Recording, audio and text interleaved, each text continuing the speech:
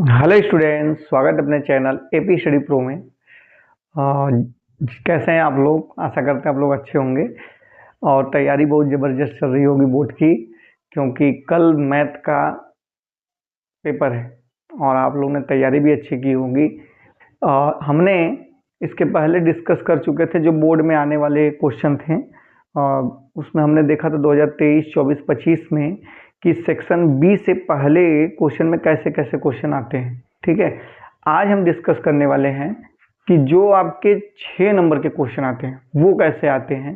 क्योंकि हमारे पास समय अब नहीं है, आज ही का समय है, तो हम लोग 6 नंबर वाला भी क्वेश्चन देख लें कि कैसा 6 नंबर वाला क्वेश्चन देता है और कितना क्वेश्चन रहता है। तो 6 नंबर का 3 क्वेश्चन आपका आएगा। रहने के लिए तो देखिए 3 ही क्वेश्चन है, लेकिन 3 दूनी 6 क्वेश्चन रहेंगे, जिसमें से करना होगा आपको 3 ही। क्वेश्चन नंबर तीसरा, चौथा, पांचवा, ये आएगा आपका 6 नंबर का, जिसमें से आपको तीसरे में भी 2 ठे देगा तो 1 ही करना है, चौथे में भी 2 ठे देगा 1 ही करना है, पांचवें में भी 2 ठे देगा तो 1 ही करना है, क्योंकि वो लिखा रहेगा अथवा अथवा करके। जैसे यहाँ पे देखेंगे, ये 2025 का बोर्ड का क्वेश्चन है, क्वेश्चन पेपर। तो इसमें हम लोग डिस्कस करने वाले हैं आज क्वेश्चन नंबर 5वां। देखिए क्वेश्चन 5वां है ना, क्वेश्चन नंबर 5वां आपका। देखिए ये 6 नंबर का ये भी है, 6 नंबर का ये भी है, 2 क्वेश्चन है, लेकिन इसमें से करना है किसी एक का ही हो, एक ही। और ये क्वेश्चन आया है आपका हाइट एंड डिस्टेंस से, क्योंकि हाइट एंड डिस्टेंस से क्वेश्चन हर साल पूछ ही देता है, चाहे वो 4 नंबर में पूछे चाहे वो 6 नंबर का पूछे।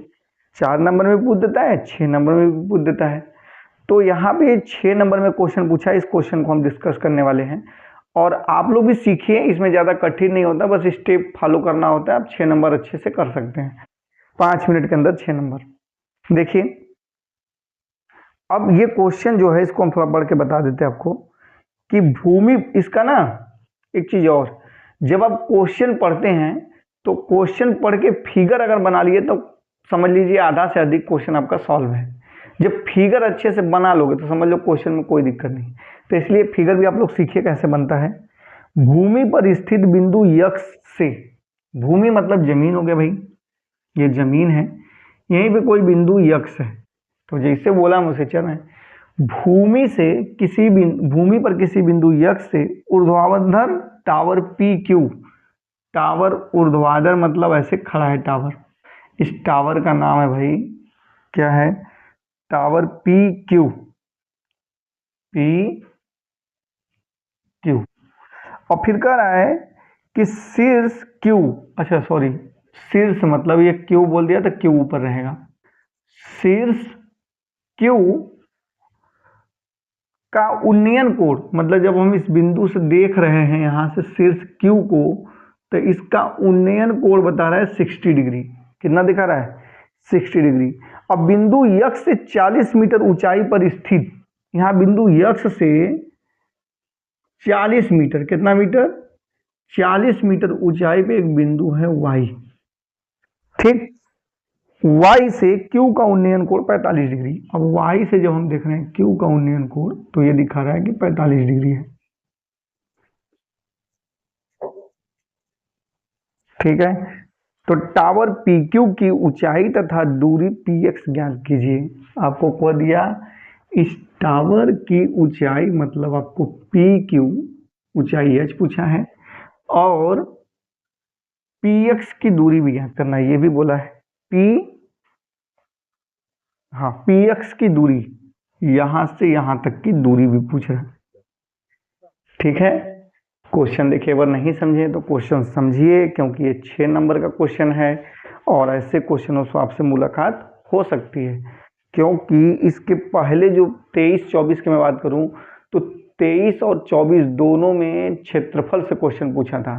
अब 25 देखिए त्रिग्नोमेट्री से हाइट एंड डिस्टेंस से पूछा था, 26 भी वो रिपीट कर सकता है त्रिग्नोमेट्री से, हाइट एंड डिस्टेंस से। तो इसलिए इस क्वेश्चन को ध्यान दीजिए। तो एक बार हम क्वेश्चन फिर से बता देते हैं। वो करा था कि एक जमीन पर कोई बिंदु यक्ष है और उस बिंदु यक्ष जमीन पर एक ऊर्ध्वाधर क्या खड़ा है, टावर खड़ा है, जिसका नाम है पी क्यू। हम बिंदु यक्ष से जब हम क्यू को देख रहे हैं तो उन्नयन कोण कैसे होता है, कोई चीज जैसे ऊंचाई पे हम देखते हैं तब ना उन्नयन कोण बनता है हमारे आंख से, तो ये उन्नयन कोण बोल रहा है 60 डिग्री है। करेक्ट। फिर यक्ष से 40 मीटर ऊंचाई पे जाके जहां बिंदु यक्ष है वहां पे कुछ सीढ़ी लगा दीजिए। अब यहाँ से खड़ा होकर देखिए, तो यहाँ से जब देख रहा है तो इसका बोल रहा है कि 45 डिग्री है। तो कह रहा है कि ये पी क्यू टावर की ऊंचाई और ये पी यक्स की दूरी ज्ञात कीजिए कि टावर से कितना दूरी पी यक्स है। ठीक है, तो चलिए शुरू करते हैं।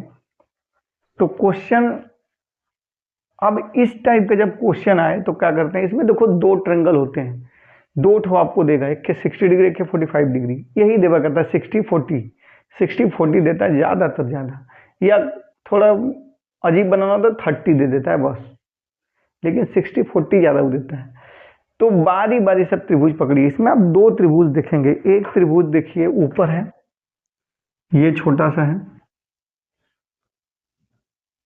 ठीक, और एक त्रिभुज और आपको दिखेगा ये बड़ा वाला, यहां से यहां तक, दोनों को हमने अलग अलग कलर से भी बना दिया। तो आप लोग को भी ऐसे देखना है कि जिसमें 45 डिग्री बना है वो अलग एक त्रिभुज है, जिसमें 60 डिग्री बना है वो अलग एक त्रिभुज है। बस इन्हीं दोनों त्रिभुजों को लेके सॉल्व करना पड़ता है। तो देखिए शुरू करते हैं। क्या मैं बोल सकता हूं कि त्रिभुज, पहले बड़े वाले में आ जाइए, आपकी इच्छा चाहे जिसमें जा सकते हैं, ठीक है, कोई बाउंडेशन नहीं है। और मानने के लिए हम मान लेते हैं कि ये देखो ये 40 है, तो जाहिर सी बात है इसी के जस्ट सामने तो ये भी 40 होगा यहाँ से यहाँ तक, और ये दूरी हमको नहीं पता है तो इसको हम मान लेते हैं कि ये स्मॉल यक्स है और इस दूरी को हम कैपिटल यक्स मान लेते हैं। तो ये जब यक्स है तो ये भी तो यक्स ही होगा यहाँ से यहाँ तक, क्योंकि देखिए सेम समांतर है ना रेखाएं दोनों, तो ये तो पता चल गया। अब सब दोनों में ट्रेंगल लगाएंगे, त्रिभुज। तो पहले कौन पकड़े, पहले ये पकड़े, पहले ये, जो आपकी इच्छा, चलिए पकड़ लेते हैं इसी को। तो पहले त्रिभुज किस वाले में, एक्स पी क्यू में, ठीक। क्या मैं बोल सकता हूं tan 60 degree is equal to, tan बराबर क्या होता है, अगर नहीं पता है तो लाल बटे कक्का का काम करेगा, tan बराबर लंब बटे आधार। तो लंब कौन है, झुकाव कोणीय है, तो इसके सामने का लंब ये होगा।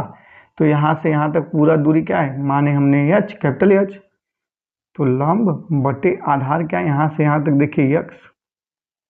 और tan 60 का मान कितना होता है, √3 इज इक्वल टू एच बटे के एक्स। तो क्या हमको यक्स की वैल्यू और दोनों चाहिए ना, तो एक रिलेशन मिल रहा है यक्स और एच में, तो क्या हम x is equal to H बटे के √3 लिख सकते हैं, एकदम लिख सकते हैं। तो ये तो मिला इस त्रिभुज में बड़े वाले में। छोटे वाले में देखिए क्या मिलता है, क्या मैं बोल सकता हूं त्रिभुज y, इसका नाम दे देते हैं हम YQM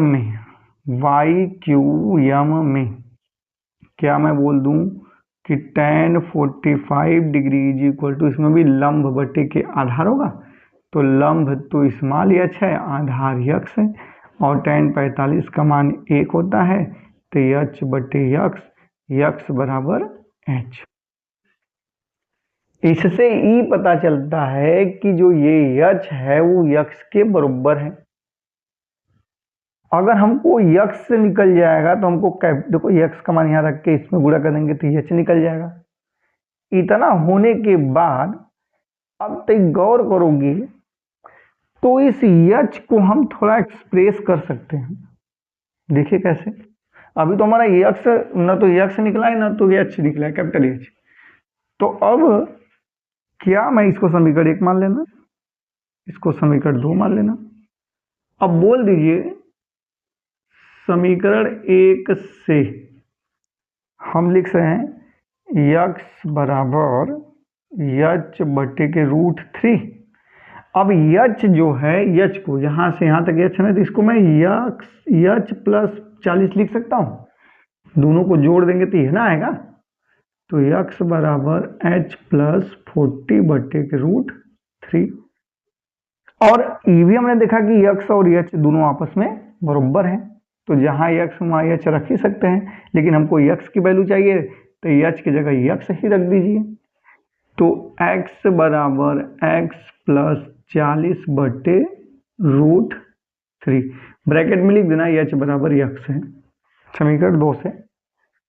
अब क्या मैं इसको इधर भेज सकता हूँ, x√3 बराबर x प्लस 40, तो x को इधर ही भेज दीजिए, x√3 माइनस x बराबर के 40। अब x कॉमन हो जाएगा तो √3 माइनस 1 बराबर के 40। तो यहाँ से आप देखिए x is equal to 40/√3 minus 1, ये x की वैल्यू आ गई।